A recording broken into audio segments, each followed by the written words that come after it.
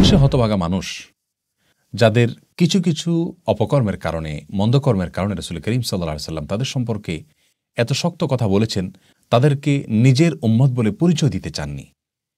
সেই মানুষগুলো সম্পর্কে জানা, সে কাজগুলো সম্পর্কে জানা একজন মুসলিম হিসাবে আমাদের জন্য খুবই গুরুত্বপূর্ণ। প্রিয় দর্শক, আজের জন্য আমরা রাসূল করিম সাল্লাল্লাহু আলাইহি ওয়াসাল্লামের হাদিসের ভান্ডার থেকে খুঁজে এরকম 15 শ্রেণীর মানুষকে আমরা বের করেছি, যাদের সম্পর্কে নবী আলাইহিস সালাম বলেছেন লাইসা মিন্নি, অথবা বলেছেন লাইসা মিন্না, অর্থাৎ তারা আমার উম্মত নয়, তারা আমার অন্তর্ভুক্ত নয়, তারা আমার দলের নয়, তারা আমার কেউ নয়। কোথাও কোথাও বলেছেন আমিও তাদের কেউ নই। প্রিয় দর্শক, আর দেরি না করে আসলে আমরা জেনে নেই কোন সে হতভাগা মানুষদেরকে নবী সাল্লাল্লাহু আলাইহি ওয়াসাল্লাম বলেছেন যে তারা আমার উম্মত নয়, তারা আমার দলভুক্ত নয়, তারা আমার কেউ নয়। এদের ভিতরে সর্বপ্রথম যে ব্যক্তির কথা বলবো তার কথা বর্ণিত হয়েছে বুখারীতে এবং নাসাঈতে এবং বিভিন্ন হাদিসের কিতাবে। সে ব্যক্তি হলেন ওই ব্যক্তি যিনি কোনো বিপদ আপদে, বিশেষ করে কোনো প্রিয়জন এর মৃত্যুতে তিনি ধৈর্যহারা হয়ে যান এবং ধৈর্যহারা হয়ে জামা কাপড় ছেড়েন এবং মুখ চাপড়ান, বুক চাপড়ান এবং নানা রকম আপত্তিকর মন্তব্য মুখ দিয়ে করেন ধৈর্যহারা হয়ে। এই টাইপের মানুষগুলো সম্পর্কে নবী আলাইহিস সালাম বলেছেন এরকম কথা। আসুন জেনে নেই হাদিসটি। আব্দুল্লাহ ইবনে মাসউদ রাদিয়াল্লাহু আনহু বর্ণনা করেছেন যে রাসূল আকরাম সাল্লাল্লাহু আলাইহি ওয়াসাল্লাম ইরশাদ করেছেন, বুখারীতে আসছে, লাইসা মিন্না মান লাতামাল হুদুদা ওয়া শাক্কাল জুয়ুব ওয়া দা'a বিদাওয়াল জাহিলিয়া, অর্থাৎ যে ব্যক্তি নিজের গালে নিচে চপটাঘাত করে, অনেকে বুকে আঘাত করে, ওয়াশাক্কাল জুয়ুব জামার কলার ধরে টান দেয় অথবা বোতাম ছিঁড়ে ফেলে, ওদা আবেদাউল জাহিলিয়া, এবং জাহিলি যুগের মানুষেরা বিপদ আপদ হলে, মানুষ মারা গেলে যেরকম আজে বাজে মন্তব্য করতে, এরকম আজে বাজে মন্তব্য করে, অনেকে মালাকুল মউতকে গালিগালাজ করে ইত্যাদি ইত্যাদি।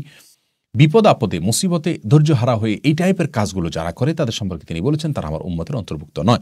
নাসাঈ বর্ণনায় আসছে, তিনি বলেছেন লাইসা মিন্না মান সালাকা ওয়া হালাকা ওয়া মান খারাকা, যে ব্যক্তি জোরে জোরে চিৎকার করে কান্নাকাটি করলো কোনো মানুষের মৃত্যুতে বা বিপদে, সাধারণভাবে কান্নাকাটি নিষিদ্ধ, কিন্তু চিৎকার করে করে কান্নাকাটি করা, চেঁচামেচি করা, ওয়া হালাকা, এবং যে ব্যক্তি মাথার চুল চেঁচে ফেললো, ওমান খারাকা, যে ব্যক্তি জামা কাপড় ছেঁড়াছেড়ি করলো, এই ব্যক্তি আমার উম্মত হতে পারে না।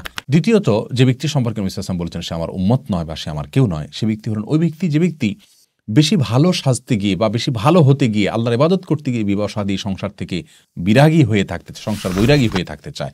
এই বৈরাগ্যতার ইসলামে কোনো অবকাশ নাই। লা রহবানিয়াতা ফিল ইসলাম, হাদিসে আসছে ইসলামে কোনো বৈরাগ্যতার কোনো অবকাশ নাই। প্রিয় দর্শক, আমাদের সমাজে অনেক তথাকথিত পীর ফকির আছে, অনেক বয়াতি আছে, বাউল আছে, এদেরকে দেখবেন এলোমেলো চুল, অপরিচ্ছন্ন, গোসল করছে না, তাদের বিয়ে শাদী তারা করেন না, সংসার করেন না, সাদা কাপড় চোপড় পরেন, সেলাইও করেন না, মানে এমনভাবে চলেন যে তারা এই পৃথিবীর কোনো কিছুর সাথে তাদের কোনো সম্পর্ক নাই। এরা সমাজের বোঝা, দেশের বোঝা। ইসলামের দৃষ্টিতে এরা অত্যন্ত গর্হিত কাজ করছেন। নবী আলাইহিস সালামের ভাষায় তারা নবীর উম্মতি হতে পারবে না। অতএব এই সমস্ত চরিত্র থেকে আমাদেরকে বেঁচে থাকতে হবে।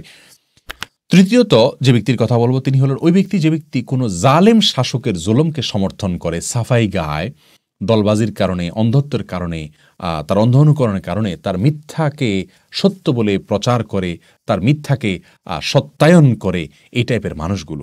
এরপরে 4 নম্বর যে ব্যক্তির কথা বলবো সে ব্যক্তি হলেন ওই ব্যক্তি যে ব্যক্তি কোনো মানুষকে ধোঁকা দেয়, প্রতারণা করে কেনা বেচাতে, বিশেষ করে সহিহ মুসলিমে বর্ণিত হয়েছে নবী আলাইহিস সালাম একবার বাজারে গিয়ে দেখলেন এক ব্যক্তি খাদ্যশস্য বিক্রি করছেন। তিনি তার ভেতরে হাত দিয়ে দেখতে পেলেন যে উপরে শুকনা কিন্তু ভেতরে ভেজা শস্য রয়েছে।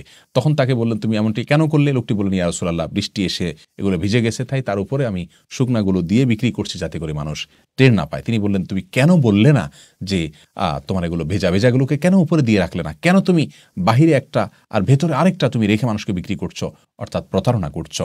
মান গাশশা ফালাইসা মিন্না, যে ব্যক্তি কাউকে ধোঁকা দেয় সে আমার উম্মত হতে পারে না। 5 নম্বর যে ব্যক্তি সম্পর্কে তিনি বলেছেন তার উম্মত নয়, যাদেরকে তিনি উম্মত বলে পরিচয় দিতে চাননি, তারা হলেন ওই ব্যক্তি যারা তাদের ভালো মন্দ নিরূপণ করার জন্য কোনো গণকের আশ্রয় নেয়, কোনো কবিরাজের আশ্রয় নেয়, কোনো পদ্ধতির আশ্রয় নেয়। মানুষের ভালো মন্দের একমাত্র মালিক আল্লাহ সুবহানাহু ওয়া তাআলা। কোথায় ভালো কোথায় মন্দ আছে এটা একমাত্র আল্লাহ তাআলা ভালো জানেন। বিভিন্ন আকার ইঙ্গিত থেকে, বিভিন্ন যোগ বিয়োগ থেকে, বিভিন্ন হিসেব নিকেশ থেকে, বিভিন্ন গণনা থেকে এরকম ভালো মন্দ, কোথায় কল্যাণ আছে, কোথায় তথাকথিত কুফা বা অকল্যাণ আছে, এটা নিরূপণ করা, এই চরিত্রটা যাদের ভেতরে আছে, যারা এই কাজটা করে, এর মাধ্যমে ভালো মন্দ নিরূপণ করার চেষ্টা করে। অনেকে বিদেশ যাওয়ার আগে গণকের কাছে যায়, কবিরাজের কাছে যায় যে এখানে টাকা জমা দেওয়া ঠিক হবে কিনা, ব্যবসা করা ঠিক হবে কিনা, এই টাইপের কাজ যারা করে এরা নবী সাল্লাল্লাহু আলাইহি ওয়াসাল্লাম উম্মত নয়। 6 নম্বর ওই ব্যক্তি যে ব্যক্তি কোনো অমুসলিমদের সাদৃশ্য গ্রহণ করে, কোনো অমুসলিমদের সাথে তাদের বেশভূষায়, আচার আচরণে, কারবারে, কৃষ্টি সংস্কৃতিতে, কালচারে অমুসলিমদের সাথে, ইহুদিদের সাথে, খ্রিস্টানদের সাথে, হিন্দুদের সাথে, বৌদ্ধদের সাথে, ভিন্ন ধরনের মানুষের সাথে তাদের কাজে কর্মে, তাদের বিশেষ করে কৃষ্টি কালচারে, বেশভূষা, এগুলোতে তাদের সাদৃশ্য গ্রহণ করে। 7 নম্বর, ওই ব্যক্তি যে ব্যক্তি কোরআন তেলাওয়াত করার সময় আল্লাহ তাকে যতটুকু সাধ্য দিয়েছেন তার সাধ্য দিয়ে কোরআনকে সুন্দর করে তেলাওয়াত করার চেষ্টা করে না। এ প্রসঙ্গে বুখারীতে বর্ণিত হয়েছে, নবী আলাইহিস সালাম বলেছেন, লাইসা মিন্না মান লাম ইয়াতাগান্না বিল কোরআন, যে ব্যক্তি কোরআনকে সুন্দর কণ্ঠে তেলাওয়াত করে সে আমার উম্মত নয়। সুন্দর কণ্ঠে তেলাওয়াত করা বলতে ভালো কারির মতো সুন্দর কণ্ঠে আমাদের সবাইকে তেলাওয়াত করতে হবে তা কিন্তু নয়। এর মানে হলো আল্লাহ যতটুকু সাধ্য দিয়েছেন আমার সাধ্য অনুযায়ী আমি চেষ্টা করব। নাম্বার 8, যে ব্যক্তি ছিনতাই করে মানুষের হাত থেকে কিছু ছোঁ মেরে নিয়ে যায়, জোর করে নিয়ে যায়, ছিনতাই করে নিয়ে যায়, এই ব্যক্তির প্রতি নবী সাল্লাল্লাহু আলাইহি ওয়াসাল্লাম একই কথা বলেছেন, অর্থাৎ সে তার উম্মত হতে পারে না। নাম্বার 9, ওই শাসক যে শাসক রাসূল আকরাম সাল্লাল্লাহু আলাইহি ওয়াসাল্লামের পদ্ধতির বাইরের কোনো পদ্ধতিতে আপনার শাসন করে, রাষ্ট্র পরিচালনা করে, তার অধীনস্থ লোকদেরকে পরিচালনা করে, প্রজাদেরকে পরিচালনা করে, সে ব্যক্তি সম্পর্কে রাসূল সাল্লাল্লাহু আলাইহি ওয়াসাল্লাম বলেছেন সে আমার উম্মত হতে পারে না। এই বিষয়ে আবু দাউদ বিশুদ্ধ সূত্রে বর্ণিত হাদিসে আসছে যে এক ব্যক্তি জিজ্ঞাসা করছেন, ইয়া রাসূলুল্লাহ, আপনার পরবর্তীতে শাসক যারা হবেন তারা কিভাবে রাষ্ট্র পরিচালনা করবেন, শাসন কাজ পরিচালনা করবেন? তিনি বলেছেন, আমি যেভাবে পরিচালনা করছি একইভাবে, অর্থাৎ ন্যায়নিষ্ঠার সঙ্গে, ইনসাফের সাথে, জুলুম টুলুম না করে কারোর প্রতি, এবং আত্মীয়তার বন্ধন ইত্যাদি রক্ষা করি। 10 নম্বর, ওই ব্যক্তি যে ব্যক্তি স্ত্রীর সাথে স্বামীর সম্পর্ক নষ্ট করার জন্য ভূমিকা রাখে, অথবা কৃতদাসের সাথে তার মালিকের সম্পর্ক নষ্ট করার জন্য ভূমিকা রাখে, এমন কথা বলে যে কথার ফলে স্ত্রী তার স্বামীর প্রতি ক্ষিপ্ত হয়ে ওঠে। এবং এর বিপরীতটাও আমরা জানি, আমাদের সমাজে স্বামীদেরকেও ক্ষিপ্ত করা হয়, অনেক সময় বাসাবাড়ি থেকেও ক্ষিপ্ত করা হয় স্ত্রীদের প্রতি, নানা কথা বলে বলে তাদের কান ভারী করা হয়, তাদের সম্পর্ক নষ্ট করা হয়। স্বামী স্ত্রীর মধ্যে সম্পর্ক নষ্ট করার জন্য কোনো কথা যদি বলি আমরা, যে কথার ফলে সম্পর্ক নষ্ট হতে পারে, ভুল বোঝাবুঝি হতে পারে, দূরত্ব সৃষ্টি হতে পারে, অশ্রদ্ধা তৈরি হতে পারে, সেরকম কথা যদি কেউ বলে তাদের সম্পর্কে রাসূল সাল্লাল্লাহু আলাইহি ওয়াসাল্লাম বলেছেন সে আমার উম্মত হতে পারে না। নাম্বার 11, যে ব্যক্তি মুখ ছোট না করে, নবী সাল্লাল্লাহু আলাইহি ওয়াসাল্লাম বলেছেন, মুআজ্জাম আসওয়াদের হাদিসে আসছে, লাইসা মিন্না মান লাম ইয়াখুস শারিবাহু, যে ব্যক্তি মুখ ছোট করে না সে আমার উম্মতের অন্তর্ভুক্ত। নাম্বার 12, যে ব্যক্তি কোনো পুরুষ হয়ে মহিলাদের সাদৃশ্য গ্রহণ করে অথবা মহিলা হয়ে পুরুষদের বেশভূষা ধারণ করে। নাম্বার 13, যারা মুসলিমদের উপরে অস্ত্র তাক করে, সে যদি নিজে মুসলিম পরিচয়ও দেয়, অন্য মুসলিম ভাইয়ের প্রতি কোনো কারণে মতপার্থক্যের কারণে মারামারিতে লিপ্ত হলো, এরাও রাসূল আকরাম সাল্লাল্লাহু আলাইহি ওয়াসাল্লাম উম্মত হতে পারে না। 14 নম্বর হলেন ওই ব্যক্তি যে ব্যক্তি কোনো লোকালয়ে সাপ চলে আসার পরে সে সাপ মানুষের ক্ষতি করতে পারে, এরপরেও সে সাপকে হত্যা করলো না। এই ব্যক্তি নিজের যান বাঁচানোর জন্য ভয়ে সে হয়তো নিজের জীবন বাঁচালো, কিন্তু অন্যদের ক্ষতি থেকে বাঁচানোর চেষ্টা করলো না, অন্যদের কল্যাণের কথা চিন্তা করলো না।